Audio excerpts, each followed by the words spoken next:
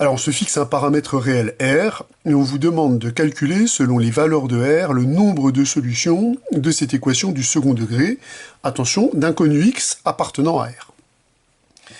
Alors on a vu dans le cours que pour pouvoir déterminer s'il existe ou pas des solutions d'une équation du second degré, des solutions réelles, on calcule le discriminant qui est associé à cette équation. Ici, le calcul du discriminant donne r carré moins 4, et on va pouvoir se lancer dans une discussion selon les valeurs du discriminant. On va déjà constater que si r est un élément de l'intervalle ouvert moins 2, 2. Alors dans ce cas-là, le discriminant delta est strictement négatif. Dans ce cas-là, on a vu que cette équation du second degré ne possédait pas de solution réelle. On en déduit donc que dans ce cas-là, l'ensemble des solutions est vide. Il n'existe pas de solution à cette équation.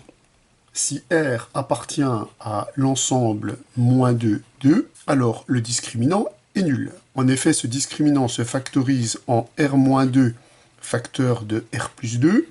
Il ne s'annule donc qu'en deux valeurs, la valeur 2 et la valeur moins 2. Donc dans ce cas-là, si le discriminant est nul, l'ensemble des solutions est un singleton. Alors ce singleton, on peut le calculer facilement, puisque si R est égal à moins 2, dans ce cas-là, l'expression qu'on récupère se factorise. C'est même une identité remarquable, c'est toujours le cas quand le discriminant est nul. Cette expression se factorise en x-1 au carré. Donc dans ce cas-là, on peut dire que l'ensemble des solutions de notre équation du second degré, c'est juste le singleton 1. Et si R est égal à 2, eh bien, l'équation se factorise également à l'aide d'une identité remarquable.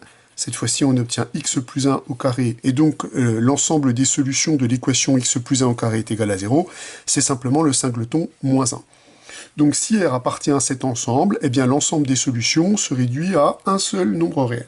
Par contre, maintenant, si R est strictement plus petit que moins 2, ou si R est strictement plus grand que 2, alors le discriminant de cette équation est strictement positif, et dans ce cas-là, on sait que notre équation possède deux solutions. Deux solutions distinctes, bien entendu. Alors on peut même donner explicitement ces solutions. Si j'appelle R1 la plus petite des solutions, on va récupérer moins R moins la racine du discriminant qui est parfaitement définie puisque le terme est strictement positif. Donc la racine de R carré moins 4, le tout divisé par 2. Et la deuxième solution, qui est bien distincte de la première, c'est moins R plus racine de R carré moins 4 sur 2. Dans ce cas-là, l'ensemble des solutions, c'est l'ensemble qui est formé par R1 et par R2, et on sait que R1 est strictement plus petit que R2. On peut dresser un bilan. Si R appartient à l'ensemble ouvert moins de 2, alors on n'a aucune solution réelle. Si R appartient à l'ensemble moins 2, alors on a une unique solution réelle. Et si R appartient à l'intervalle moins l'infini, moins 2 ouvert, union 2 plus l'infini ouvert, on a deux solutions réelles distinctes. Ce qui termine l'exercice.